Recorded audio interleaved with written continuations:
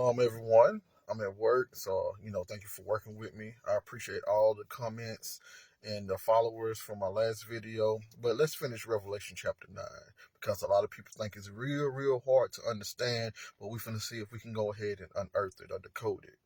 I know people saying, "Hey, it can't be about Israel." It's not about the first century. It's about our 21st century America or whatever. But let's see if the Bible agrees with that. Revelation 9 and 8 first to give us the first clue. Their hair like women's hair, and their teeth like lions' teeth. Deuteronomy 32:24. Wasting hunger, burning consumption, bitter pestilence. The teeth of beasts I will send against them with venom of things crawling in the dust. Verse 42 of Deuteronomy 32. I will make my arrows drunk with blood, and my sword shall devour flesh, with the blood of the slain and the captives, from the long-haired enemy. Continue to show how Revelation actually is the song of Moses sung to Israel and Israel only. Revelation 9:15 through 17. So the four angels were released, who had been held ready for the hour, the day, the month, and the year to kill a third of humankind. The number of the troops of cavalry was 200 million. I heard their number, and this was how I saw the horses in my vision. The riders wore breastplates the color of fire and of sapphire and of sulfur. The heads of the horses were like lions' heads, and fire and smoke and sulfur came out of their mouth. First of all, we have to connect that whole ready, the hour, the day, the month, the year. Out of that, it just means at an appointed time. Israel's appointed time was dealing with the feast days. So what this is going to show is going to show the reality of the feast day, what that appointed time actually meant. See, it's surrounded by trumpets, according to verse 13, which gives us the Feast of Trumpets and what's actually really going on here. Also notice that cavalry of troops, that large number, it just means a large number. That's all it is. And then we have the imagery. It tells us that he saw the horses in his vision to let it be known that this is all going to be symbolism now. We have fire, sapphire, or hyacinth, and sulfur. Notice the horsemen had these on their breastplate, but the horses also had this coming out of their mouth. The unity, how they was on one accord. The big question is, what is John the Revelator trying to show us? Or what is the Spirit trying to show us through John the Revelator by using those three plagues, right? The imagery from those three plagues. Sulfur, smoke, and fire. Go back to Torah and look at another story that had those same elements in it. This is 1913. For we are about to destroy this place, because the outcry against its people has been great before the Lord, and the Lord has sent us to destroy it.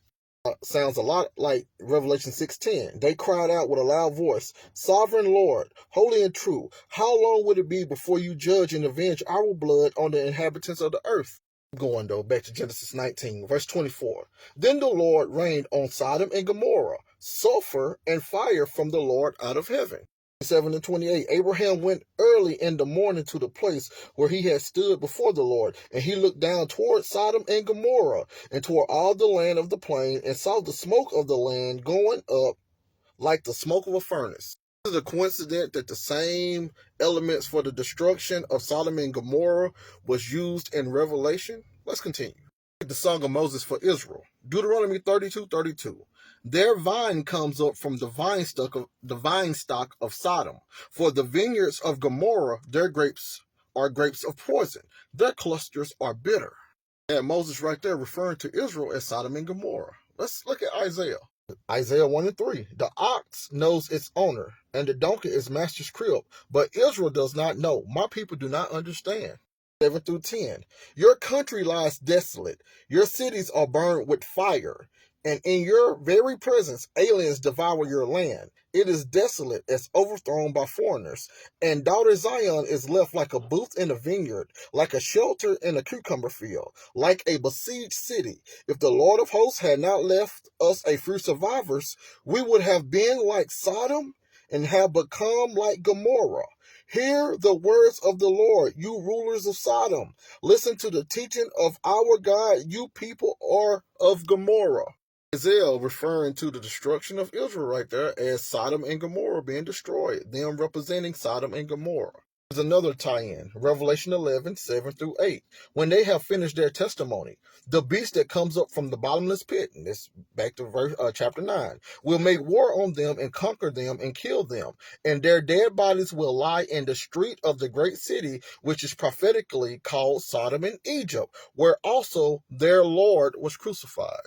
Definitely crucified in Jerusalem, not America. So this is taking it right back to Israel all over again. Let's finish reading Revelation 9, 20 and 21. The rest of humankind who were not killed by these plagues, the plagues of Sodom and Gomorrah, did not repent of the works of their hands or give up worshiping demons and idols of gold and silver and bronze and stone and wood, which cannot see or hear or walk. And they did not repent of their murders or their sorcerers or their fornication or their thefts. Now, these are the things found in the covenant given to Israel, is it not? Would he be destroying nations who this stuff wasn't even going against any type of law? Not lawful for the pagans to be pagans since they did not have a covenant with the Lord, per se? Show you where that imagery is coming from. We have them worshiping demons and etc. Let's go. Deuteronomy 32:17. They sacrifice to demons, not God, to deities they have never known, to new ones recently arrived, whom your ancestors had not feared. So in the last days, according to Deuteronomy 32, they was going to sacrifice to demons. And then we have in Revelation, they repented not from worshiping demons. It should be connecting. 5:8. Ye shall not make for yourself an idol, whether in the form of anything that is in the heaven above, or on the earth beneath, or that is in the water under the earth. You shall not bow down to worship them, for I, the Lord your God, am a jealous God, punishing the children for the iniquity of their parents to the third and fourth generations of those who reject me. 17 of the same chapter. You shall not murder. Of the same chapter. Neither shall you steal.